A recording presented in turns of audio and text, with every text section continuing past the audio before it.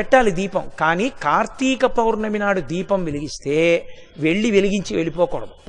కొవ్వొత్తితో అస్సలు వెలిగించకూడదు దీపాన్ని. ఎందుకంటే అది చచ్చిపోయిన జంతువు యొక్క కొవ్వుతో తయారు చేయబడుతుంది. వెంటనే ఆ దీపం అపవిత్రం అవుతుంది. కాబట్టి కొవ్వొత్తులతో వెలిగించకూడదు, అగ్గిపుల్లతో వెలిగించకూడదు. కార్తీక పౌర్ణమి నాడు సుగంధమైనటువంటి దాంతో, అంటే అగరుపుల్ల వెలిగించుకుని అగరపుల్లతో దీపాన్ని వెలిగించుకోవాలి. వెలిగించి వదిలేయకూడదు. దాంట్లోకి వెంటనే అక్షతలు తీసుకుని చేత్తో పట్టుకుని దామోదరమావాహయామి అని కానీ త్రయంబకమావాహయామి అని కానీ రెండు మాటలలో ఏదో ఒకటి చెప్పాలి. అంటే దామోదరుణ్ణి కానీ త్రయంబకుణ్ణి కానీ దీపం మీదకి ఆహ్వానం చెయ్యాలి. ఎక్కడైనా చెత్త ఉండిపోయినా కూడా రేపు లౌకికాగ్నితో వెలిగించకూడదు. ఈ ఆవాహన చేయబడిన దీపంతో వెలిగించి ఆ దీపం దగ్గర నిలబడి ఒక మాట చెప్పాలి అందరూ. కీటాహ పతంగాహ మశక